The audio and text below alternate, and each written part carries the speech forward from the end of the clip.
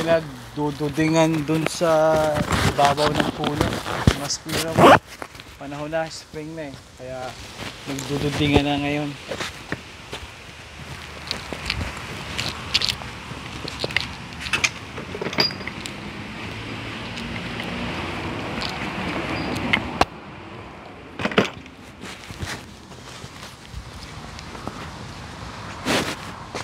Yung tinatawag na wheel lock. May iba pa sila mga tawag dito, I guess, pero ito yung magpe-prevent o magbibigay trouble sa magnanakaw kung gusto nilang nakawin yung wheel, yung bags nyo. It doesn't work really 100%, of course, katulad ng mga ibang locks, pero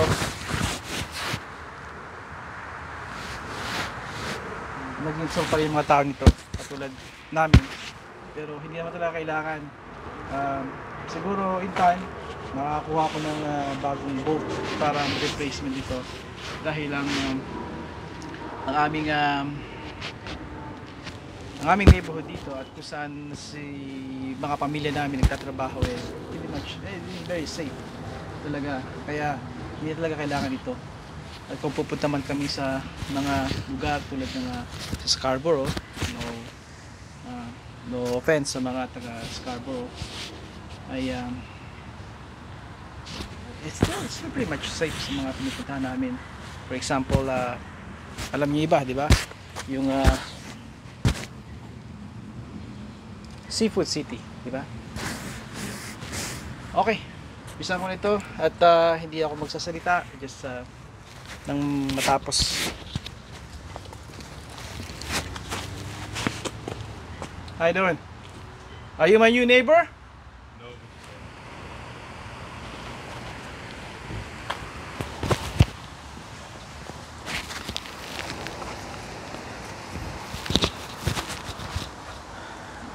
Tulad ng sabi ko, hindi ko alam, naninibago pa rin ako dito sa phone kasi hindi siya nag-expand, nagsuzoom out talaga.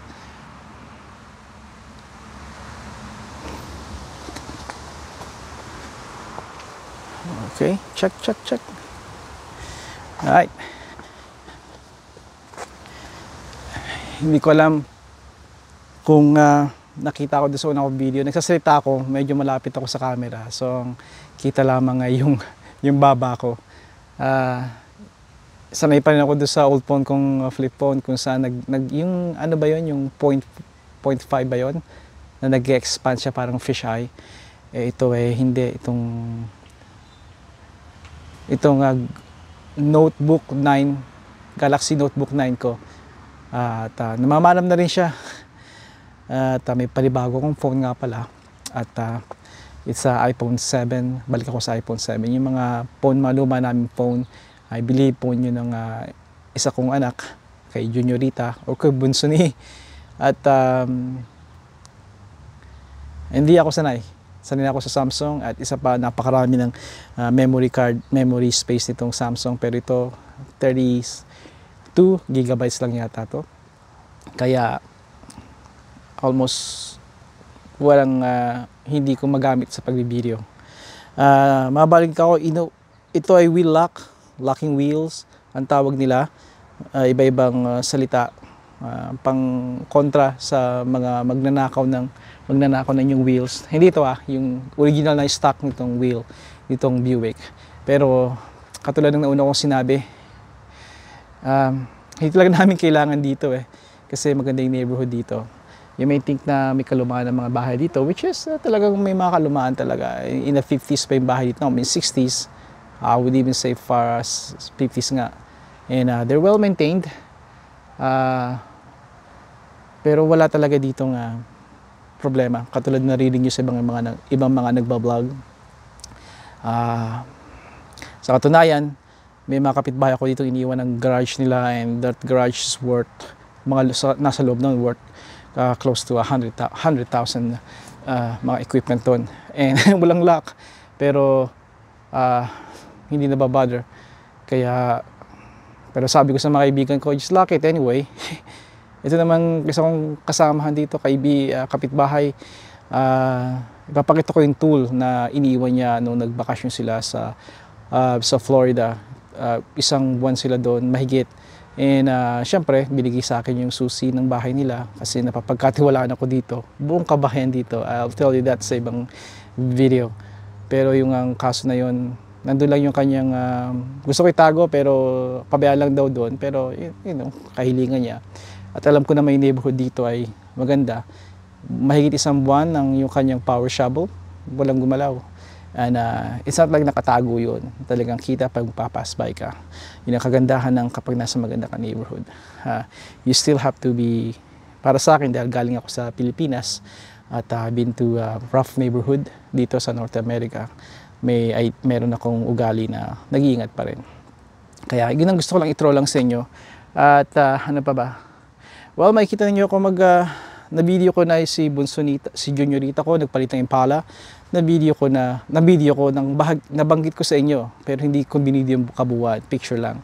At hindi ko maipapakita sa inyo ang kabuuang pagtatanggal nila ng mga anak ko ng si Juniorita nagtanggal nito at si Bunsonita nagtanggal ng Honda, nag-swap ng tires sila. Hindi ko binidyo talaga lahat complete katulad ng gagawin ko ngayon dito dahil yun yung mga time na gusto ko yung father-daughter moment. Ang tawag ko sa mga anak ko nga pala Doti. Kung makikita ninyo yun sa mga tags yun ang ginagawa ko. Hindi yun misspell, Doti is just the way yun ang kasabihan kong, yun ang salita ko noon, maliit pa sila. I know, sabi nila kailangan regular pagsasalita mo pag baby sila, wag yung mga baby words na gugu gaga, Doti, nang madali silang matuto. Pero hey, can't help myself, di ba? Wala noon video katulad nga nito dahil pagtuturo ko kailangan concentrate din. Marunong na sila kung pwede na silang gumawa ng kusa nila, pero kailangan ko pa rin sila guide dahil lalo na si Bunsoni, minor siya. Pero magaling na siya sa mga technique, paglalagay ng mga wheel, paglilift at paglalagay sa stud. Unbelievable, napakalakas niya. Okay na lang ang gagawin ko at gusto ko lang kayo update nangyayari. I know I've been uploading a lot. Yung iba, i-check nyo lagi yung kung gusto nyo malaman ng tunay na date ng gawa ng video na yon kasi minsan may baka lumaan and I'm thinking of doing older videos too, maybe a year old, maybe even 10 years old at magugulat kayo. Yes, again, just like katulad ng karamihan, for the record, you know, and I like it to be out there, kung ano yung komportable akong i-share sa inyo at madali kong ipadala sa aking mahal na pamilya even sa Pilipinas na it's simple, just give them the link and isang click lang, hindi yung maglalagay pa sila sa mga social media just to check. I don't do that. Kaya if I do ang tawag doon yung hindi naka-private, hindi naman naka-public, yung parang in between na pag nakuha mo yung link, you just send it. Very convenient. At saka kung gusto kong available kasi nabisita rin sila sa page ko yung aking mga pamilya lalo na sa Pilipinas at sa mga ibang parte pa ng mundo, and isang click lang nila doon, alam nila yung address, then they can browse through and on the page on the channel. Yun lang. Ano pa ba? That's it. Napakarami ko pang kwento. Ito ang tinatawag kong kwento, although ang kwento ko talagang gustong sabihin na yung buhay ko nung sa Pilipinas at nung bago ako dito sa North America, pero hindi ko pa rin kayang simulan. Pero in time siguro gusto kong sabihin yun at maybe okay magulat kung naka-off yung comment box dahil siguro pagdating ng panahon na yun ay papaliwanag ko. Alright, hanggang dito na lang. Ito na at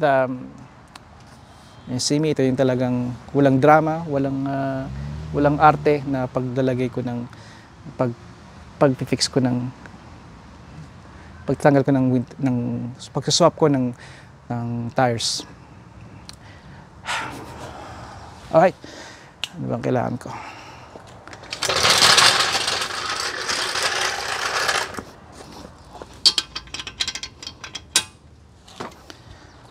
Okay, same chalk.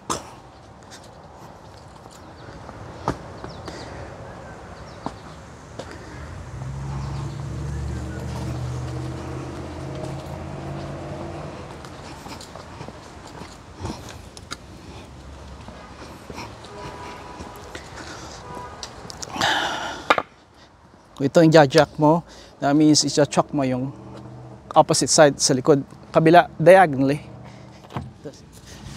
O, minsan, pag wala akong, let's see kung tama yung ating, oh, perfecto. Okay. Release. Number 3. Alright.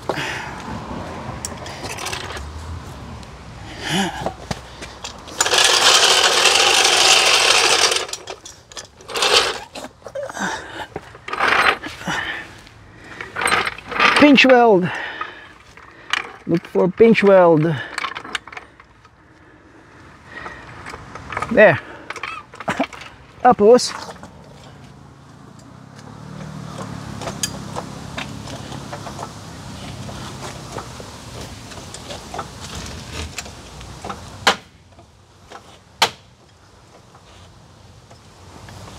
ngayon,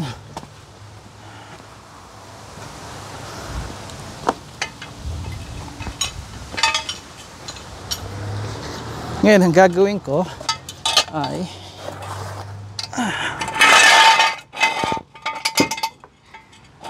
slip that thing sa may frame. Layo pala nung nandito sa kanto ng bahay yung summer tires sa Michelin brand. Paparolyo mo. Alam niyo yung nag-rolyo kayo ng bata kayo. Alam niyo ng balita ko, inggit ako din sa mga bata na mayroon silang ganito, laruan na gulong. Yung ano, tapos meron silang stick. Tapos kinokontrol nila. Ang bilis-bilis nila nito.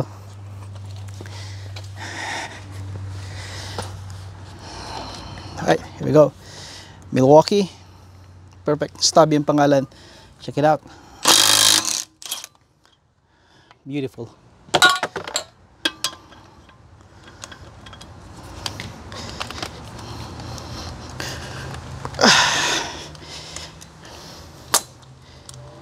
Yeah. That's your locking wheel. Oh. Kailangan nating para doon sa mga nanonood. Pero alam nyo, sa realidad ay hindi ako nag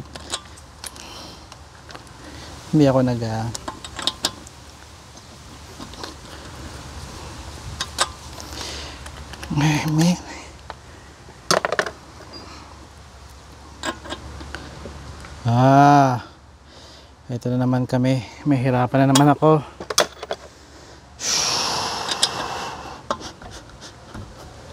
Ito kasi yung lug nut, sinisisi ko nito. Maybe I need to,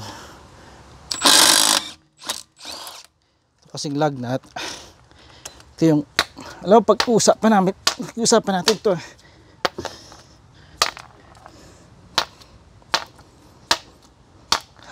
Mercy.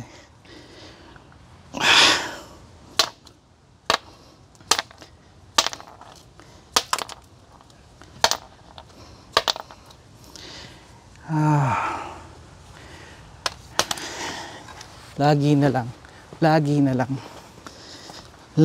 lang. Hindi na ako natuto. Kailangan ko nito punching nail at martilyo. Kasi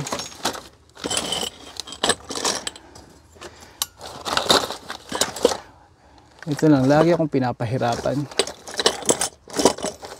At nasaan ang punching nail ko? Sinong kumuha? Wala kang punching nail? Then I guess use the Phillips.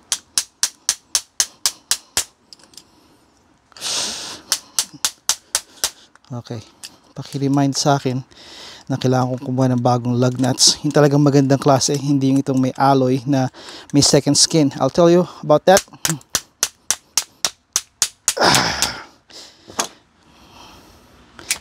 I'll tell you about that pag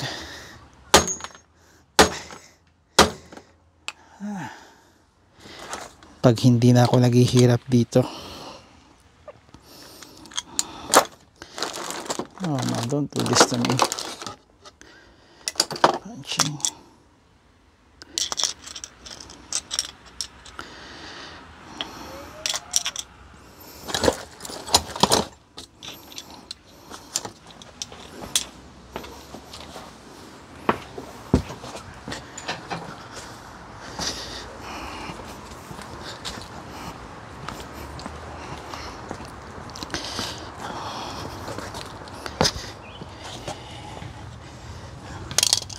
Sige nga, kunin ko muna itong isa.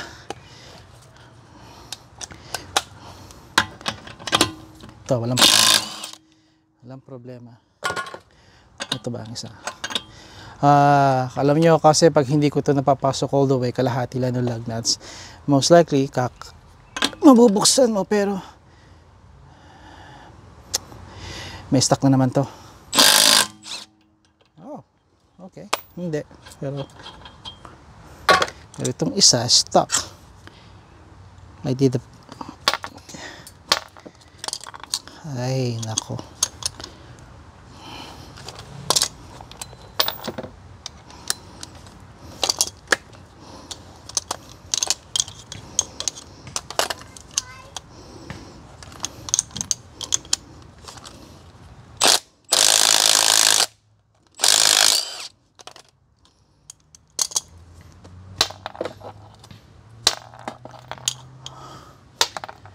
stuck.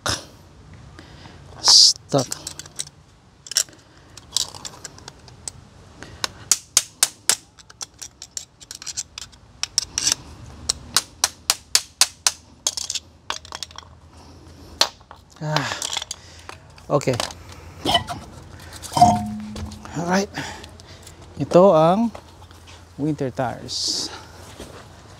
Kailangan diyan ka muna. Again, yung rotor ng Buick ay okay pa rin.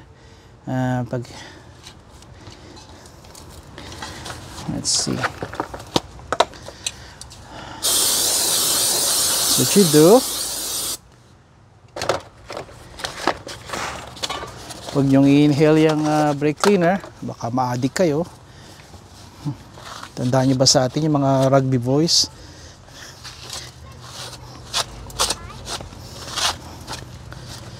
I think we're gonna need a new brake rotor soon. Not really soon, but makinis siya, pero kalawangin na siya dun, very corroded na. At let's just finish this.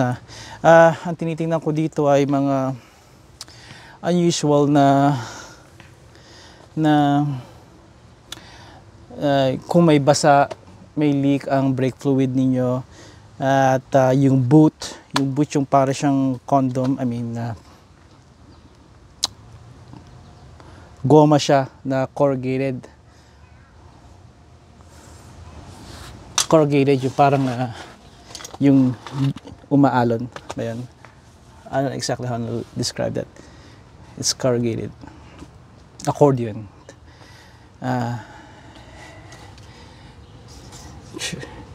Mukhang okay sila. Well, magandang kondisyon.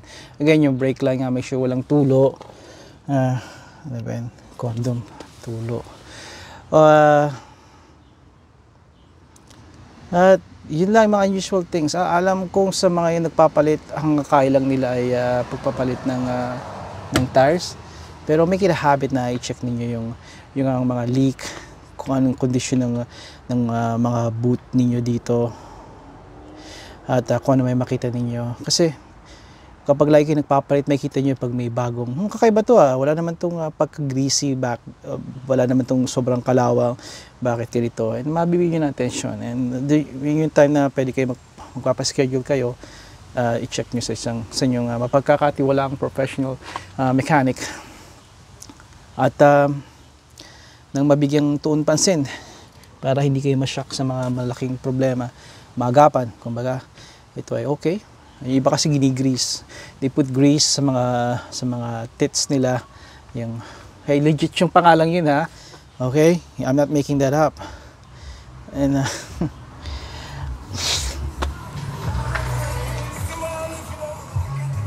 Honda Civic. It's a new Honda Civic, but it's not the SI.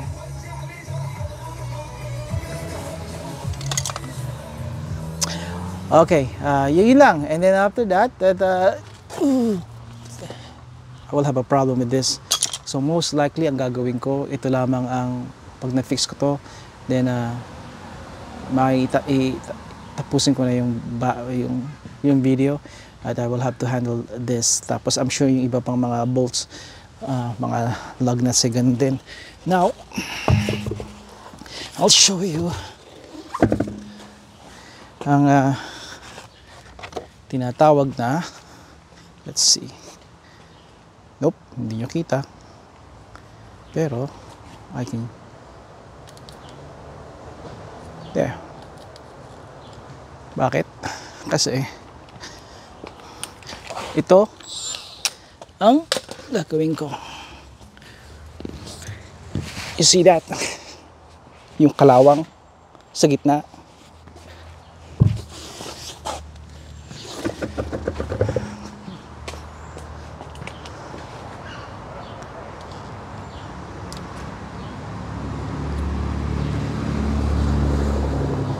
There. Yan. Saan yan? Dito. See that? Papakintabi natin yan. Yan ang dumidikit. Nagbabay niya sa rotor. Not exactly the rotor, but yung kung saan yung buong assembly ng stud. At kapag hindi nyo nilinis yan, yung kalawang na yung magbabind nga doon. And mahirapan kayo tanggalin sa susunod. Pag mag-exchange kayo magsaswap kayo ng tires. Madali lang.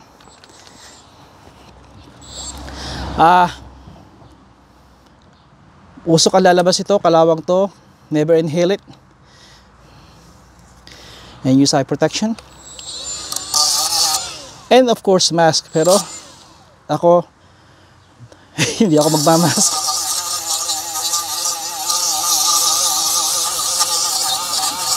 Do what I say, not what I do, ha?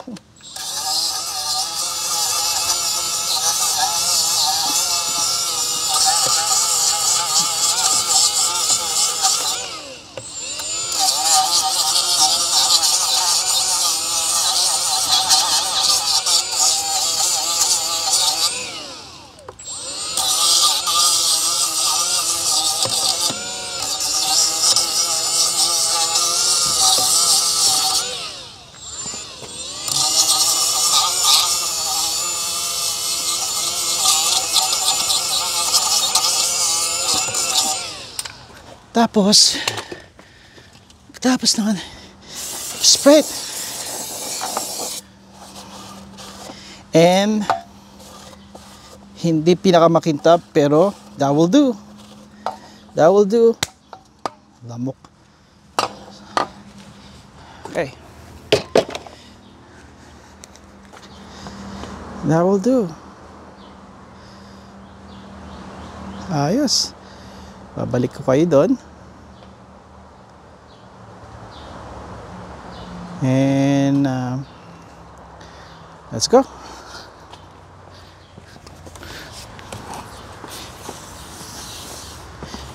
Up.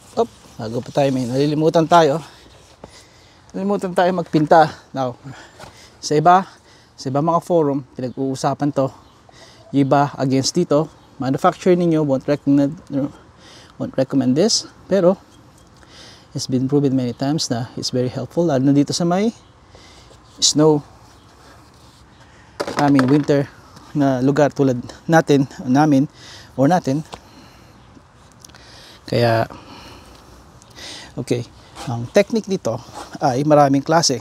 Pwede nyo siyang i-roll sa inyong tuhod, hips, di ba? Or pwede kayo nakaupo like that. Siyempre, dapat malapit. Tapos, kaya importante, maganda pag may safety toe kayo. You just put it there, align ninyo. Or, yung iba, you know, the traditional squat. Make sure you balance kayo. Okay? Tapos, i-squat is hawakan nyo dito or sa rim. Alright? Para, minsan, hindi to magwo-work, mahirap pag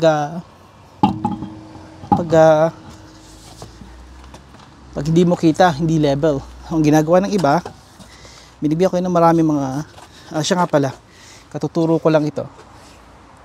Turo ko ito. Lalagay mo lang dito. Yan, para malapit. Yan. Pero ito ang usually ginagawa ko. Angle na ganyan. Tapos simply, kailangan ko makita yung butas, diba? Yan. Nakalagay na siya dyan.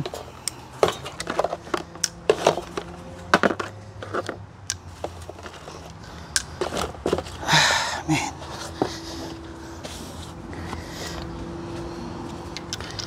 Tapos, by hand. Install nyo by hand yung inyong lug nuts. Kapag may resistance kayong natatanggap na pag iniikot nyo pa yung maganit, back it up. Do it again. Kasi chance nun na mali yung daloy ng thread ng tornilyo ng lug nut sa bolt. That's a big malaking problema yun.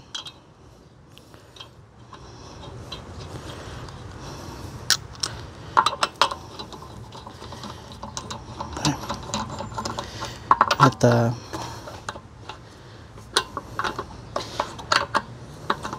tuloy ito maganito, so I back it up. Mukhang smooth naman, pero pagdating dito minsan it's the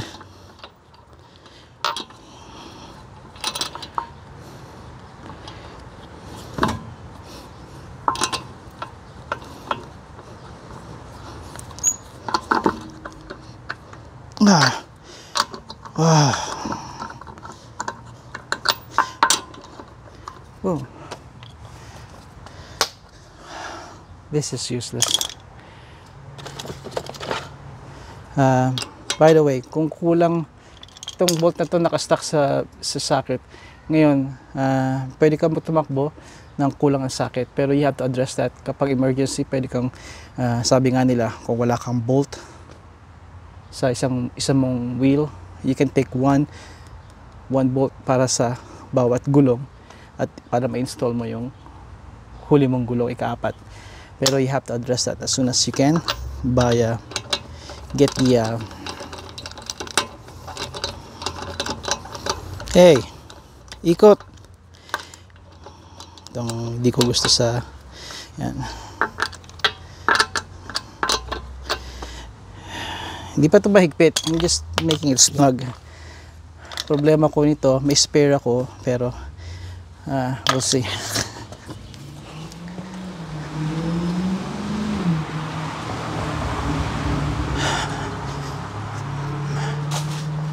I'll see kung saan ako dadali ng spare ko. Nasaan yung spare? Ito ang problema. Kapag okay. Nasaan ka spare? Do you have spare? May spare ka ba?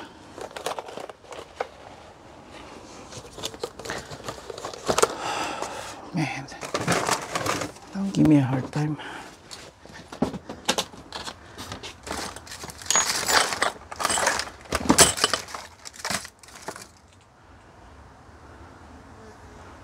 Absolutely.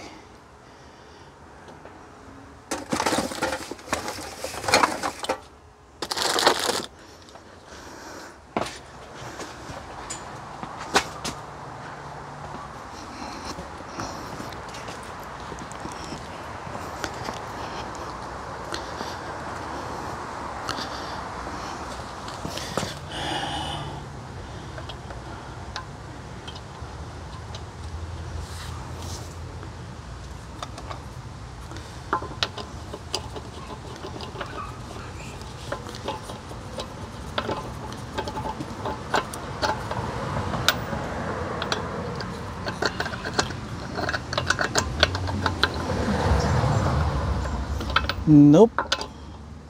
Nope. Nope. That's junk. Nope. Can't even. Okay. Back tayo dito. I think pwede ko siyang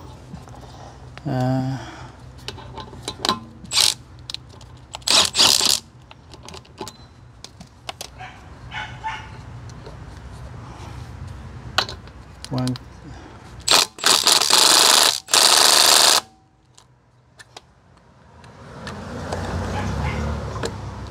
Maybe.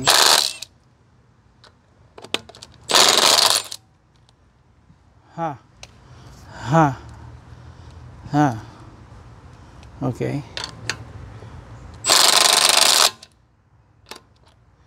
And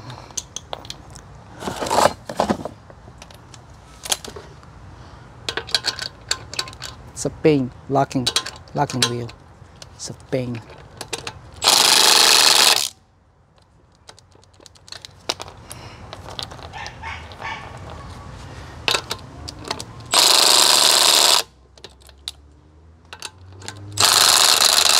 Now, this is just snug. Number one yon. Very napaka kagandahan nitong Milwaukee. Isa't mo sa one, yun lang yung snug na pilalagay ko sa number 2.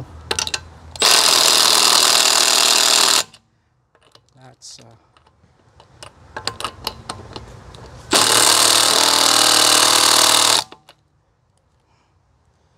tapos no, ito muna.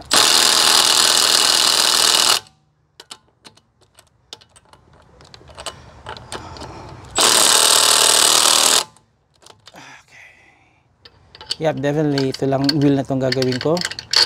At there.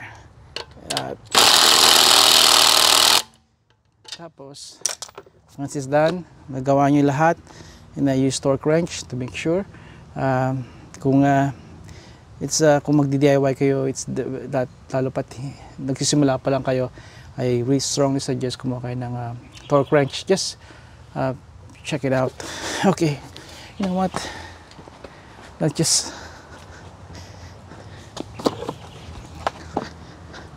ito ang torque wrench. Oopsie, didn't fall. Ito ang torque wrench. Sinusukat nito ang tamang higpit ng inyong wheel, lug nuts, para tama. Dahil ito may bilang. Ang tamang higpit niya ay makikita sa manual or even sa internet, sa mga legit na websites. And this is usually between 80 to 100 foot-pounds yung tamang ikot. I'll let you do that research dahil yun ang kailangan nyo. And since nandito kayo nakaangat, do this, yung left, right, up, down. Now what does that do? Well, kapag meron siyang play, dapat hindi nyo siya able to move. Pag nag-move kayo, then have that check bago lumala. Kasi papunta na kayo sa problema ng sa bearing issue. Yung bushing, yung bearing need to be changed. I don't know, sa mga malalaking mga car dealership, even sa maliit, they will tatagayin kayo talaga sa presyo. Just mga advice ko sa inyo, just find a very good shop. May mga andyan, may mga mapagkakatiwalang mekaniko dito sa lugar ninyo, I'm sure. You just need to keep looking. Kung wala pa kayo makita, keep looking. Avoid those car dealership na mga shop kasi ang tawag ninyo kasa. Kasi they're really about business, okay? Samantalang yung mga iba, they want just the business but relationship sa customer nila na maganda. Sa mga old, lalo makakakita kayo, I'm pretty sure kung dito sa Calakhan, Toronto, nakakita pa rin, napakarami pa rin dito, ano pa kaya sa inyo.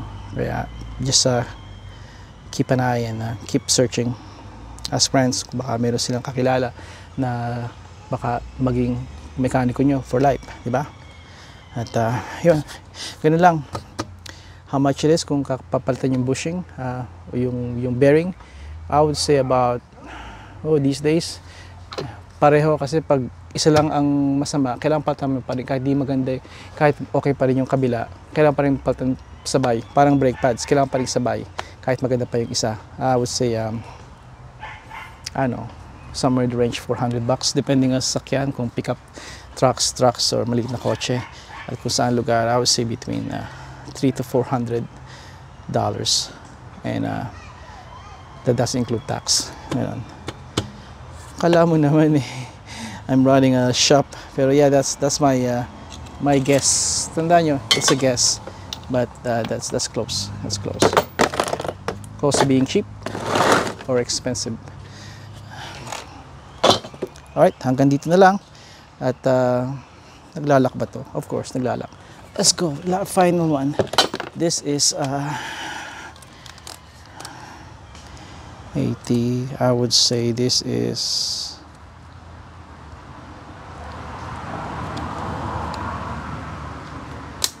okay. This one is rated 100.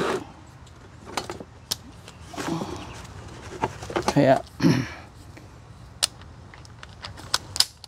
Let's go. Yep, it's close.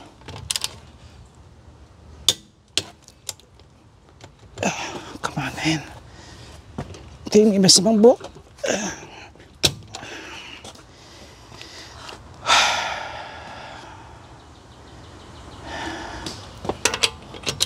Interlocking star pattern.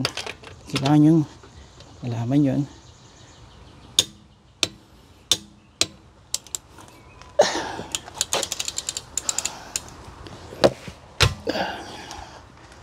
When you're doing that, each lug nut, then something's really wrong.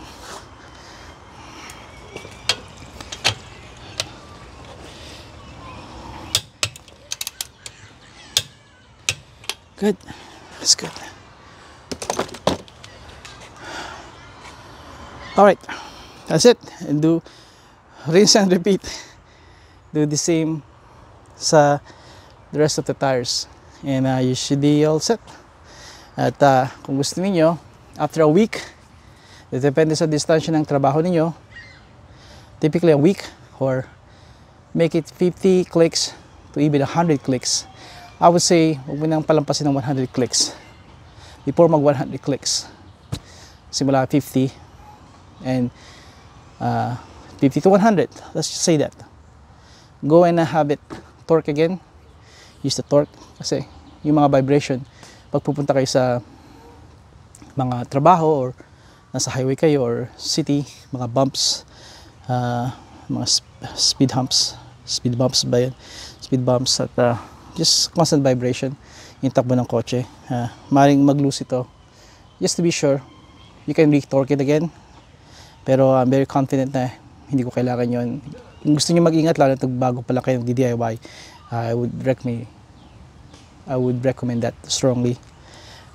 Yun lang. It doesn't hurt to double check. Or some say they be saying it's overkill. Pero hey, it's all about safety, di ba? Nothing wrong with that.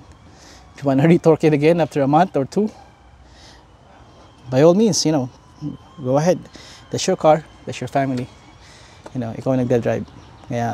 Pero eventually, kapag lagi itong ginagawa, you get the feel. Hindi ko may paliwanag sa inyo pero you get that. Anything na ginagawa ninyo pag repeated at sanay na kayo at napakaraming beses ginagawa and becomes part of you and alam nyo na ang dapat yung gawin. Alright, yun na lang muna. At again, this is done. And, wish me luck doon sa 3 gulong. Kaibigan, padayon.